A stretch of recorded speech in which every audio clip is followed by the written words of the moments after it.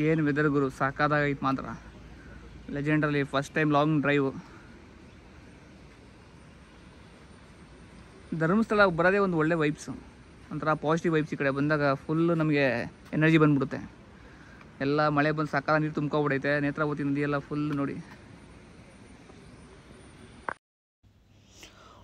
ಮಳೆ ಬಂದು ಯಾವ ರೇಂಜಿಗೆ ನೀರು ಹರಿತಿದೆ ಅಂದರೆ ಒಂಥರ ಲಡಾಖ್ ಕ್ರಾಸಿಂಗ್ ಥರ ಆಗ್ಬಿಡೈತೆ ಮುಗಿದು. ಫುಲ್ ಘಾಟ್ ಸೆಕ್ಷನ್ ಎಲ್ಲ ಫುಲ್ ಹೆವಿ ಮಳೆ.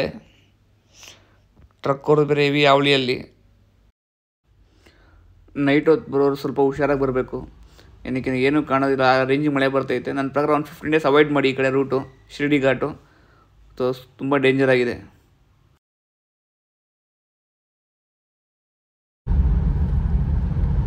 ನಮ್ಮ ಡ್ಯಾಡಿ ಜೊತೆ ಇದು ಫಸ್ಟ್ ಲಾಂಗ್ ಡ್ರೈವು ಫಾರ್ಚುನರಲ್ಲಿ.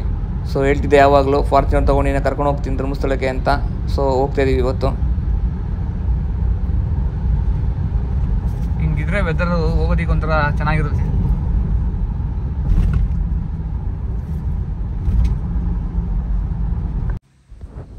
ನಮ್ಮ ಫಾರ್ಚುನರ್ ಅಂತೂ ನೀರು ಕುಡ್ದಂಗೆ ಕುಡಿಯುತ್ತೆ ಡೀಸೆಲ್ನ.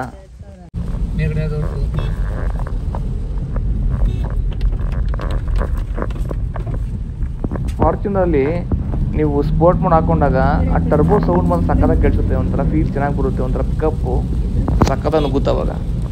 ಬಟ್ ಡೀಸೆಲ್ಲು ಹಂಗೆ ಎಳೆಯುತ್ತೆ. ಬರೀ 9 km ಕೊಡ್ತಿದೆ ಅಷ್ಟೇ ಡೀಸೆಲ್ ಮೈಲೇಜ್ ನನಗೆ.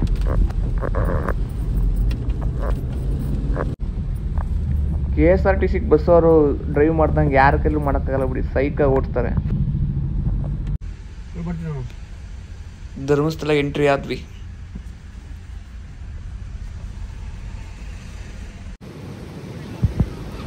ನದಿಯಂತೂ ಫುಲ್ಲು ತುಂಬಿ ಹರಿತಿದೆ ನೋಡಿ. ಯಾವ ಸ್ಪೀಡ್ ಹರಿತಿದೆ ಅಂದರೆ ಸಕ್ಕತ್ತಾಗಿತ್ತು ನೋಡೋದಕ್ಕೆ.